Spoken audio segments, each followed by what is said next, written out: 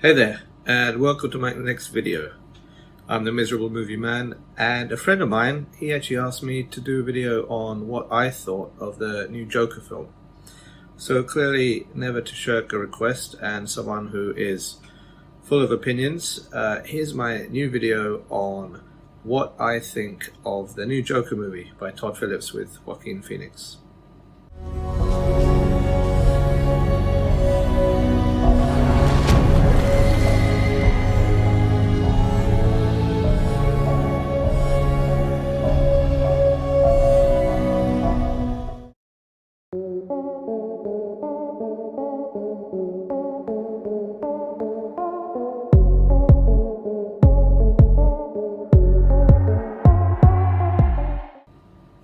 So, I got to say that the film was really well made and really well shot. It had a very gritty 70s feel to it. It had a lot of familiarity in some of the older films with directors who are quite famous now, and I'll get onto them in a minute. But I thought it was a great film. I really enjoyed it. I really enjoyed watching the performances. I thought they were really incredible. But to me, this is not a Joker film, or even really a comic book film for that matter. I think the intention of the director, Todd Phillips, was to take a property of a character in the comics like the Joker and set them in some type of attempt to fill a genre piece of a film. And by that I mean, if you look at the Marvel movies, one of the things that they've done really well is have different genres to their films. So Captain America is sort of Cold War, espionage, spy thriller. Iron Man is about sort of technology and addiction. Thor is some of the old grandiose fables and legends. Guardians of the Galaxy is a space opera. I could go on. Ant-Man is a heist movie. But for Joker, they really pushed the film to be like a 70s gritty thriller.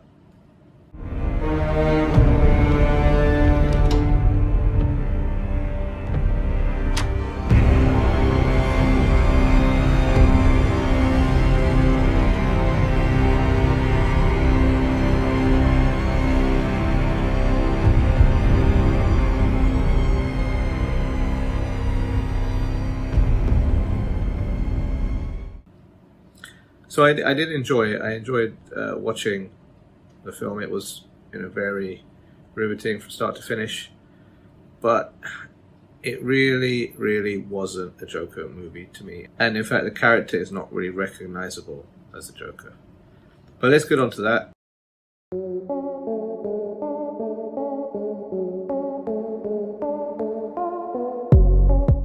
So, first things first.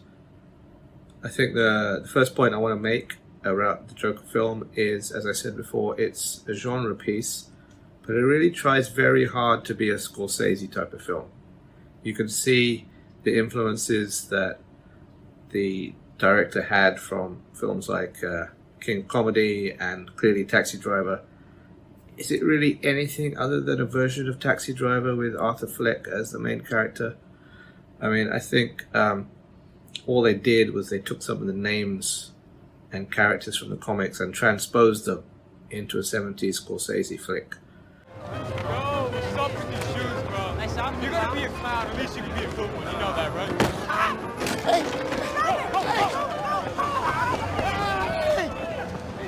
Come on, clown, let's go! We got the side! Let's go! Stop them! Go, go, go, go! So I really don't think there would be much more to the film than that. When you talk about comic book films, they're usually larger than life. They have great, characters that embody certain values and traits of the world.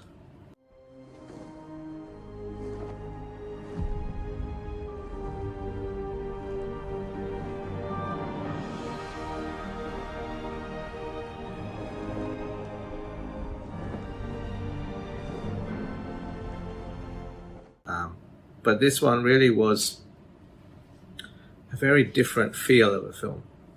Now I understand what Todd Phillips was trying to do, and I think the whole thing was experimental to some degree, and it is a comic book film in the way that it uses the characters. But honestly, it's not It's not a comic book film to me, though. It doesn't have anything other than that 70s gritty vibe to it. So while I enjoy those types of films, I really watch, my comic book characters for the imaginative, the out of this world, the fantastic elements of the comic book that I didn't see any of that really in this film.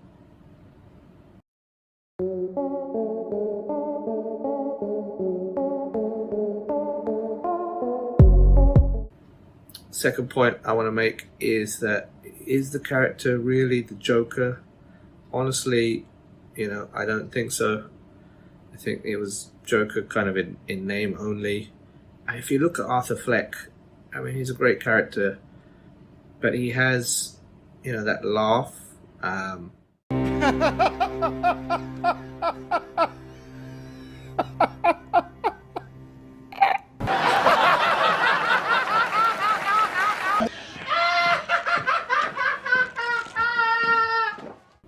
And he has a nervous breakdown, and he shoots a few people.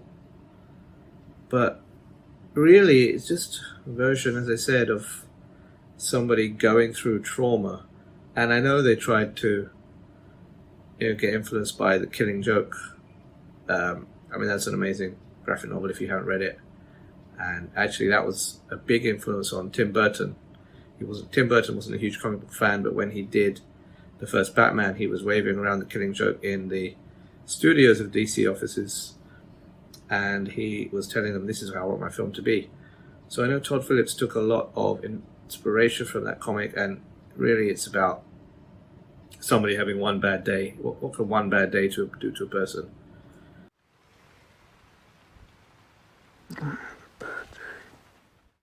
But have we seen this before in Falling Down?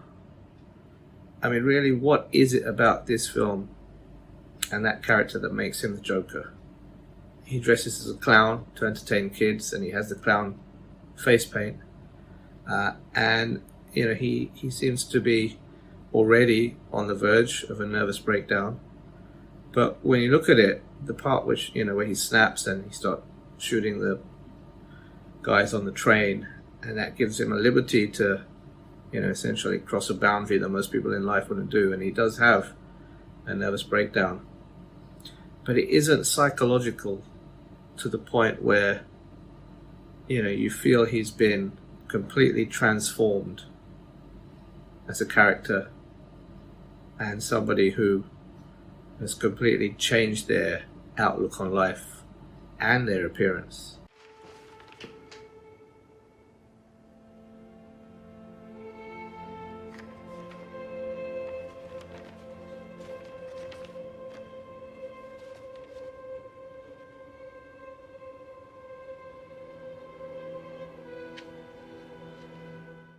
I mean, when you look at the Joker character in the comics, one of the most amazing things is that he, falls into a vat of chemicals, and he comes out of it with his hair turned green and his skin completely bleached. So, I mean, really, that physical transformation should be something that destroys the mind of a person. But we don't see any of that in this film.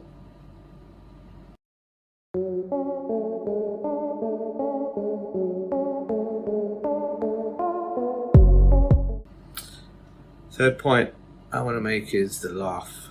So I think it was a wonderful idea to give him a laugh already. And that laugh is unique in his portrayal. So you have to give amazing credit to Joaquin Phoenix on that. But is it really a Joker laugh?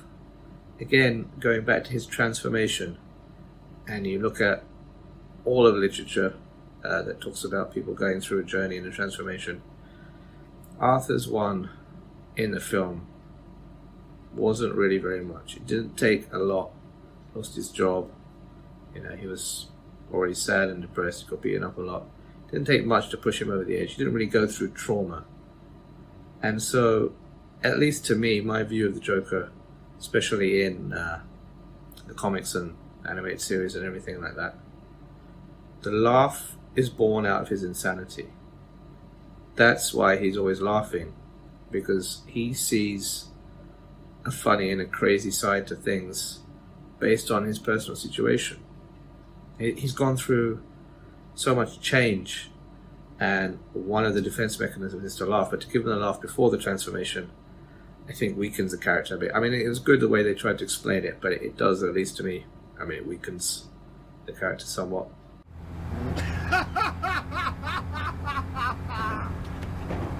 What, you think that's funny?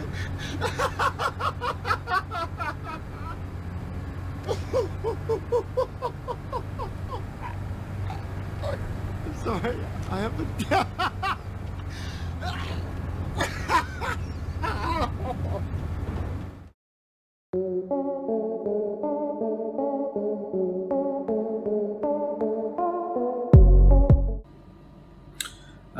So the next thing about the film I want to mention is the connection between Arthur and Bruce.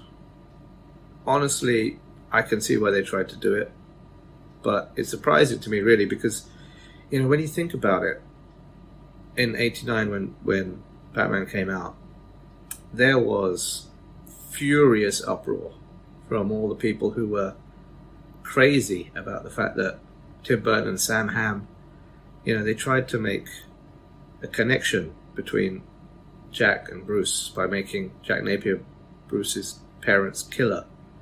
And people were up in arms about it. It was just insane how much attention it gets, even to this day. Well, that's not the Joker. Joker didn't kill Bruce's parents. But what about this film? They falsify some kind of connection between Arthur and Bruce, and then, you know, unintentionally or somewhat circumstantially, because of what Arthur does, people go crazy in the city and they end up having somebody kill Bruce's parents as a direct result of what the Joker does.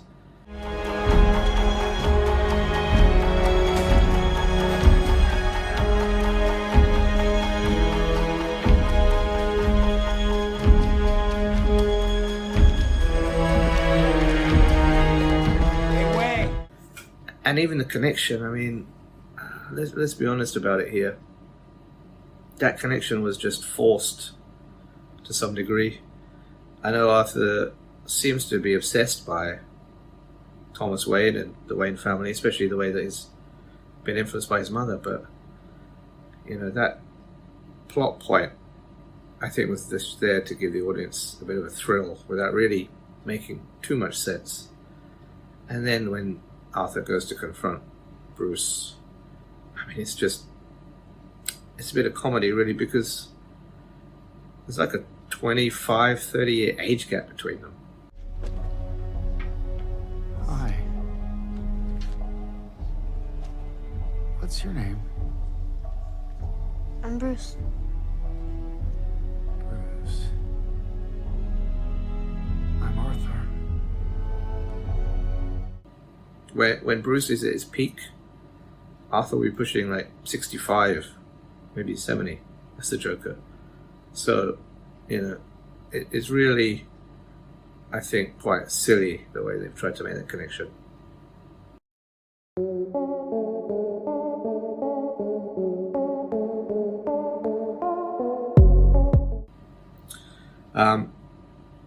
Last point I want to make before some honorable mentions is this Joker really isn't any match for Bruce or Batman in any way.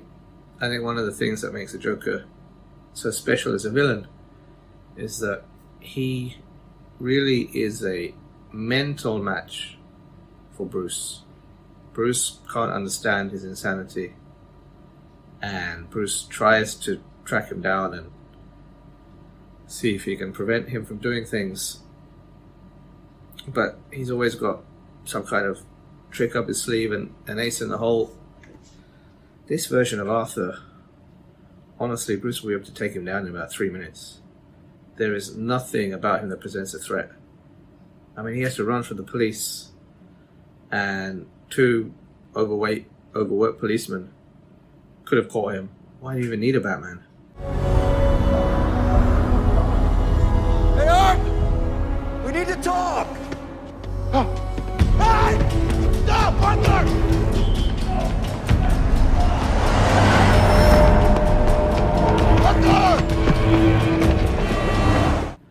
know people will say this is the genesis of the Joker, and this is how he becomes the Joker.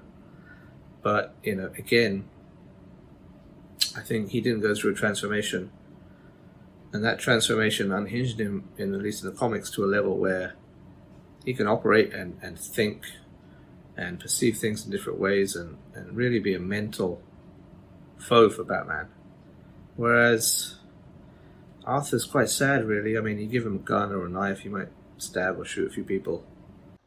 They talked to you, and now they're looking for me, and I just want to know what you said. Make sure our stories line up. But, I mean, let's be honest, you don't really need Batman to take him down.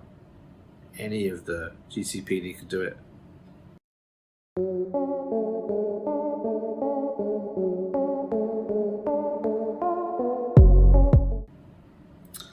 So those are the main points I wanted to mention about the film. As I said, I really enjoyed the film as a standalone kind of Elseworlds type of tale.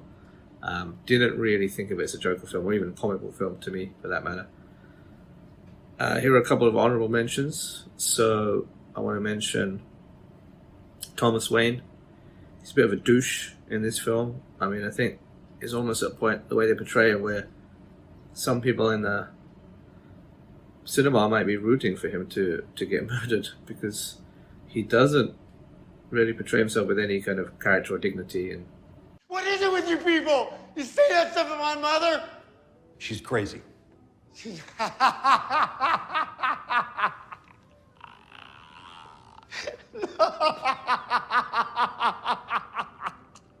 You think this is funny? Dad, it's me. That's not generally the character that Bruce should look up to and respect and try to avenge. So Thomas Wayne was poorly handled, I think, in the film. I think it's the worst version I've ever seen of Alfred on screen. The actor, I think, tried his best, but he kind of looks and sounds like a bit of a East End thug. I mean, maybe Alfred polishes himself up over the years, but it really wasn't a great Alfred to me. And the final point is,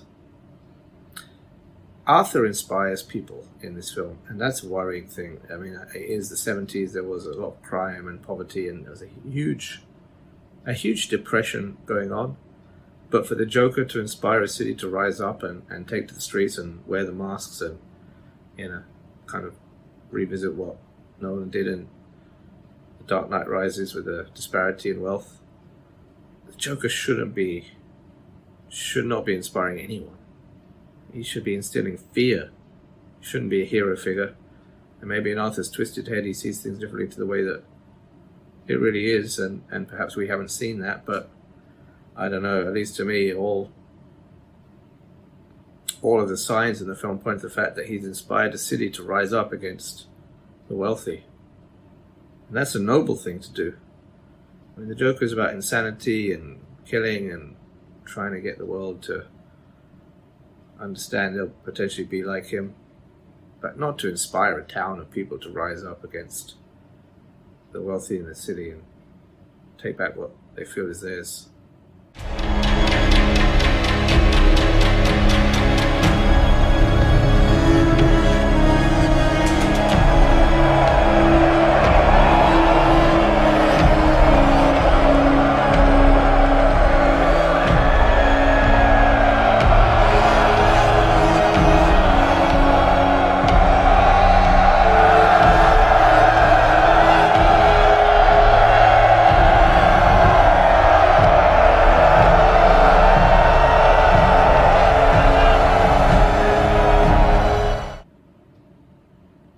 So those are my main reasons for not really thinking of the film as a Joker film. Enjoying it nonetheless. Great set, great design, great camera work, great acting. But he's not the Joker. Come on, let's be honest here. There's no way Arthur Fleck is the Joker. There's not enough about him, characters and mannerisms, at least even from the origin film that this was, to give any kind of real insight into how he would be a match for Batman going forwards. Anyway, that's it. That's the end of the video. Hope you enjoyed it. I hope you like the channel. So if you like, subscribe, comment below, that'd be great. Do you really disagree with me? Do you think this was a breath of fresh air? I mean, the film did win a lot of awards and had a lot of buzz, and everyone's raving about it. A huge box office. So I'm glad in that people have different interpretations, but I think you could have called this film by another name and it still would have done as well. So that's the end of the video.